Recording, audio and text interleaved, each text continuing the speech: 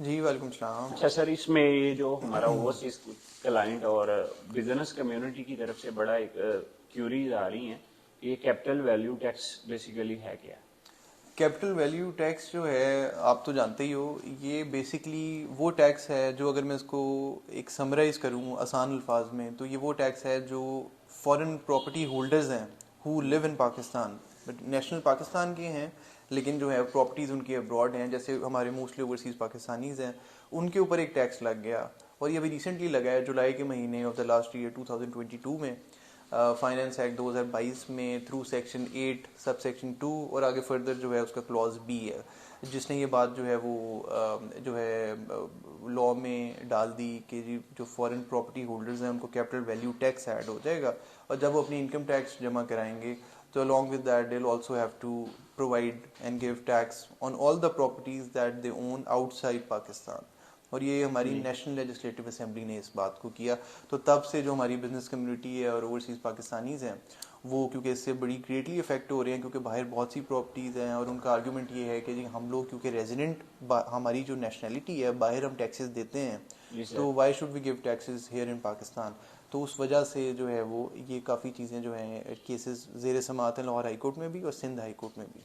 तो सर, इसमें जो ड्यूल नेशनल हैं, तो वो इस कुछ सेक्शन में इनकी डेफिनेशन है, ये कौन इसमें टैक्स में इसकी वो बेसिकली इसमें लायबल है? उसमें है ये कि जी हमने कौन सा बंदा एलिजिबल होगा जी इस सर। टैक्स के लिए, वो एलिजिबिलिटी डिटरमिन करनी है। फाइनेंस एक्ट में रेजिडेंट की डेफिनेशन नहीं दी गई, तो इसको we'll have to read along with income tax ordinance, जिसमें सेक्शन 82 में रेजिडेंट की डेफिनेशन दी गई है, जी। जो हम अपनी पटिशन्स में भी डाल रहे हैं। और इसमें लिखा हुआ है कि जो भी पाकिस्तान में रहता है for a period of amounting to 183 days और more in the tax year, जो उस साल में 183 डेज या उससे ज़्यादा जी। पाकिस्तान में रहेगा टोटल, मतलब एक जी। दफ़ा एक हफ्ते के लिए आया, 2 हफ्ते के लिए आया, 183 डेज से ज़्यादा जो भी रहता है वो पाकिस्तानी रेजिडेंट होगा, और जो पाकिस्तानी रेजिडेंट होगा उसको सीवीटी अप्लाई करेगा।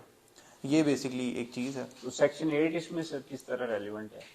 वो जो सेक्शन 8 में, वो ये तो हमारी जो डेफिनेशन है ये तो 82 में दी गई है ना। सेक्शन 8 तो हम जो डिस्कस कर रहे थे अभी, वो सेक्शन 8 पहले वाला जिसमें सीवीटी अप्लाई किया गया, इम्पोज किया गया, वो सेक्शन 8 के अंदर उन्होंने थ्रू क्लॉज बी, उन्होंने 2B थ्रू उन्होंने इम्पोज कर दिया। और ये सीवीटी जो है ये बड़ा इंपॉर्टेंट और पर्टिनेंट इशू है कि हमारी जितनी भी अभी रिसेंटली मैं लाहौर चैम्बर में गया हुआ था, वहाँ पे हमने इसको डिस्कस भी किया, और वहाँ पे हर बंदे का जो कंसर्न है वो ये है, मीडिया पे भी चलता है कि जी हमारी जो प्रॉपर्टीज़ हैं उन प्रॉपर्टीज़ के ऊपर ये टैक्स लगा दिए गए हैं और सीवीटी का क्या बनेगा। ये हमारे हाई कोर्ट में क्योंकि ज़ेर समाअत है, हमारे भी कुछ केसेस ज़ेर समाअत हैं, हम मेरिट्स पे तो इतनी बात नहीं करते, लेकिन because the matter has been taken up by the honourable justice Jawad साहब, और जस्टिस जवाद साहब को सबको पता है कि कितनी रिपोर्टेड जजमेंट्स और कितने जी वेल सर। रिप्यूटेड उनका जो है एक एटायर है। तो प्रॉबेबली अगर आप इसके फ्यूचर का पूछें, जी। ये कंक्लूड कैसे होगा, तो आई बिलीव जैसे एफपीए के केसेस भी फेवरेबल हो रहे हैं, जो मैंने पहले भी एक दफ़ा कमेंट किया था, ये भी जो है टैक्स पेयर के फेवर में होगा, क्योंकि उन्होंने जब केस एडमिट किया तो उसका जो एडमिटिंग नोट है जी। उसमें भी उन्होंने ये तमाम कंटेंशन जब लिखी, तो उन कंटेंशन को पढ़ के ही ये बात जो है वो कुछ हद तक हमें लगती है, we can determine by just reading the intentions के the admitting note that where the court is going to go. और मुझे अपने एक्सपीरियंस में ये लगता है कि ये सेक्शन 8(2)(b) को जो है ये स्ट्राइक आउट कर दिया जाएगा, या ये टैक्स पेयर के फेवर में होगा, बिकॉज एक तो इसमें जुरिसडिक्शन का बहुत इंपॉर्टेंट क्वेश्चन है। Section article 141 of the constitution of Pakistan जो लेजिस्लेटिव इंटेंट जो टैक्स इम्पोजिशन की हद तक प्रोविंशियल असेंबलीज को देता है।